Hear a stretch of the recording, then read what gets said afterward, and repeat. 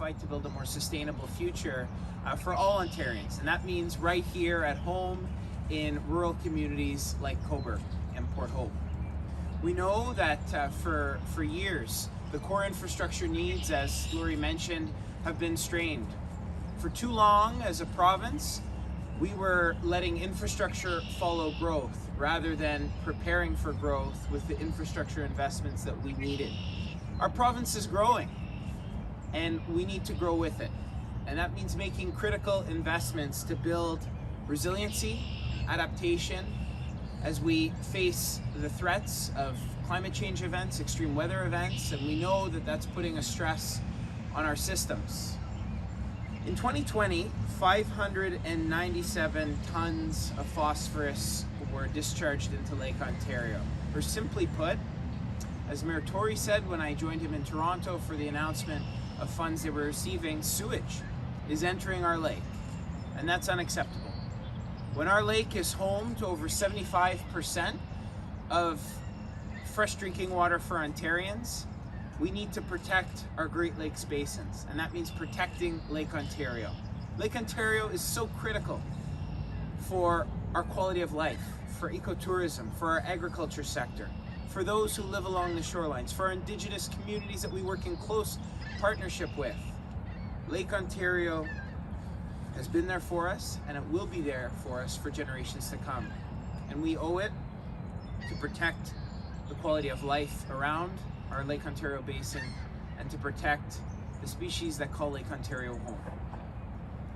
That 597 tons, put in another way, means many, many buses, Cobourg buses, full of sewage entering Lake Ontario.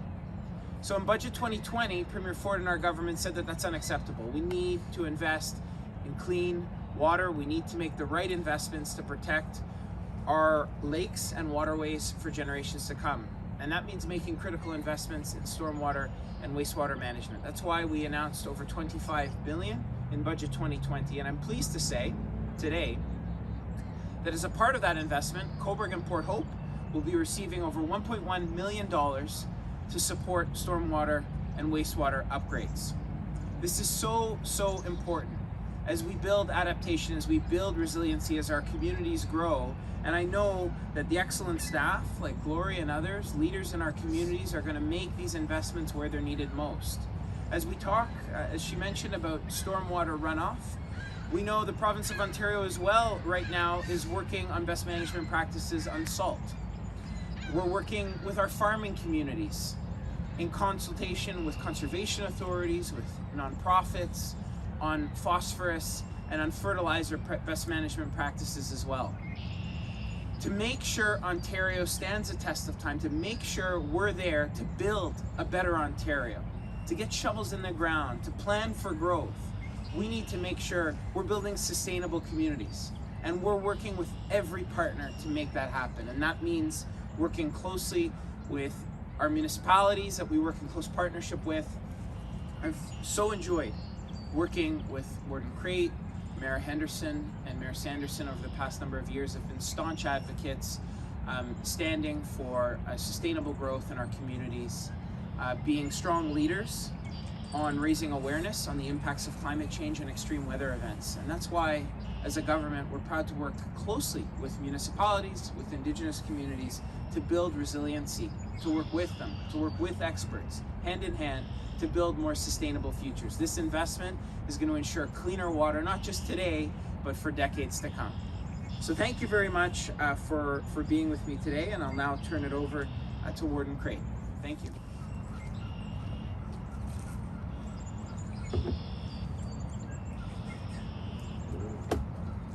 Good morning.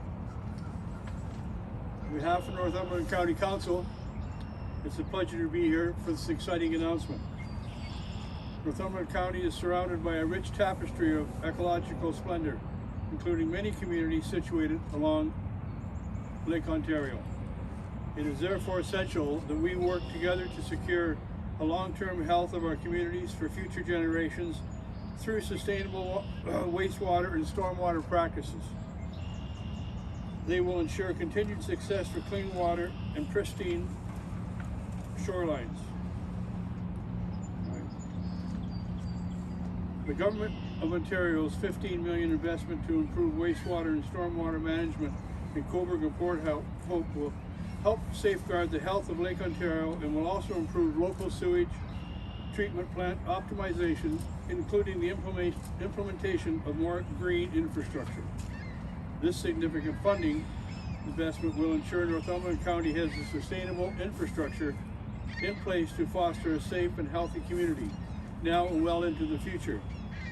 On behalf of County Council, I would like to thank Minister Piccini for his meaningful investment in Northumberland wastewater and stormwater infrastructure. Thank you very much. And I now will ask Cobourg Mayor John Henderson to come forward.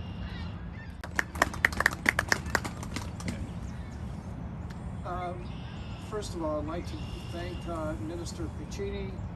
I'd like to thank Warden Crate, Mayor Sanderson, and of course, bringing greetings from Cobourg Council, senior staff. Many thanks to Director Lori Wills. I'd like to thank Councillor Brian Darling, Coordinator of Public Works, for being here today. The Town of Cobourg welcomes and appreciates the provincial grant in the amount of $576,000. Let me repeat that, $576,000. On March 14th, our Town Council approved the delegation of authority to sign this agreement to receive these funds, and this grant money will be received over a 2-year period and paid on a reimbursement basis. The total value, as indicated by Minister Piccini, is $1.2 million, which includes design work, construction next year for a full cleanout of what we call our infamous Chris Garrett Stormwater Management Facility, as well as some minor work on Reed Auto Stormwater Pond, in fact, that is just down the road slightly on what we call the Birchwood Trail. The high priority of these ponds was identified in the 2020 Stormwater Management Pond Needs Assessment prepared, and I'd like to thank them, by SEMA. In fact, the Town of Cobourg owns 6 stormwater ponds, and as you can see, with future development will continue to grow, and we, believe me, are growing at a quick rate.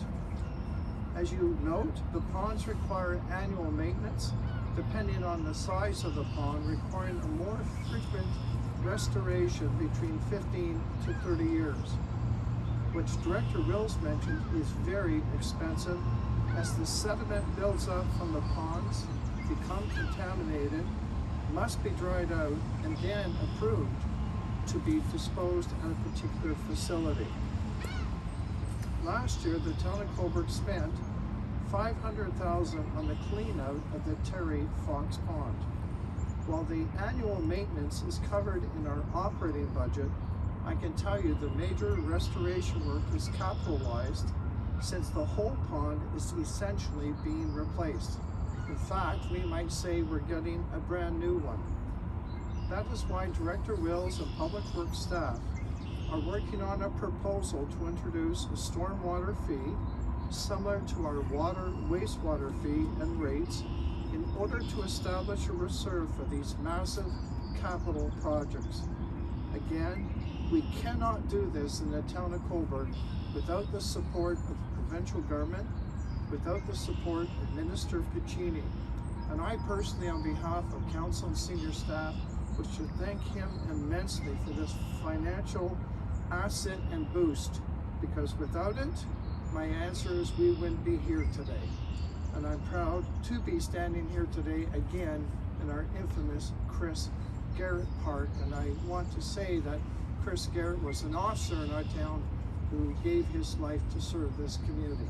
And on that delightful, hopefully summary note, I now bring and ask Mayor Sanderson to step forward.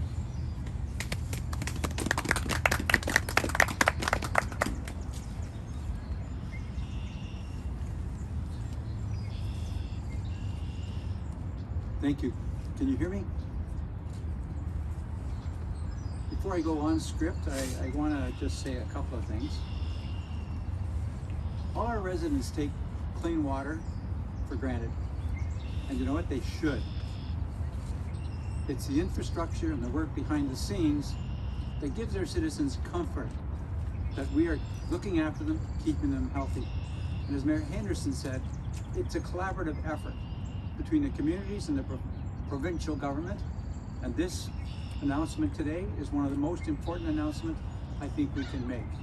As we strive towards environmental management, as we strive towards climate control, these are huge steps. So thank you for inviting me to participate in this important announcement. You know who I am. I'm Bob Sanderson. I'm Mayor of the Port Hope, right? For a while anyway. I hear it's an election year, so we'll see what goes from there. Well, right now, I am here. I would like to thank MPP Piccini and the province for their generous support of our wastewater and stormwater systems. The municipality of Port Hope has been granted $534,173.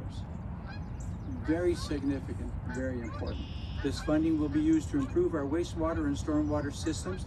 It'll lower phosphorus discharges, reduce the likelihood of sewage overflows, and improve the quality of stormwater discharges, enhance our environmental impact. Upgrading our wastewater and stormwater infrastructure is a priority for the municipality, and this funding will allow for continued access to safe and clean water for Port Hope. We're very proud of our water resources, our intake, and our sewage control. I think as a municipality done a very good job. This funding will help us continue to do even a better job. And in the coming weeks, property owners in Port Hope will be receiving an information pamphlet about our water systems with tips to help keep a clog-free and healthy system and responsible water usage. It's very important that we engage the community and the residents in this as well. This is not about us, it's about everybody pitching in. Our staff have been working on this education campaign to keep our residents better informed of our drinking and wastewater infrastructure, and we feel that continued public education is increasingly important. The infrastructure is shared in the urban area of the municipality, and we all have a responsibility to help maintain it for future use.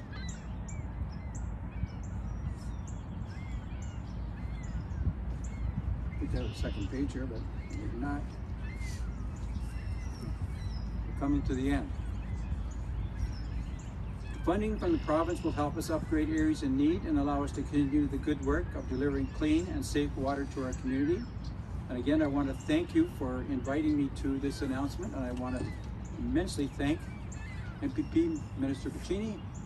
I'd like to thank the provincial government, and I want to thank all the residents. I'm going to just hold these up. I don't know if you can see them, but these are the educational pieces we're just about to release, right? Trying to guide the residents as to what their participation can be and things they can do, which they might be taking for granted, to keep our environment a little bit better and to manage our water resources in the appropriate manner. So again, I'd like to thank everybody who's here today. I'd like to think that our residents can continue to have faith in the drinking water that they have and the management of sewage. In addition, we're out here in beautiful Chris Garrett Park. It's kind of appropriate, it's a bit of a wet day, and all this water has to go somewhere at some point in time.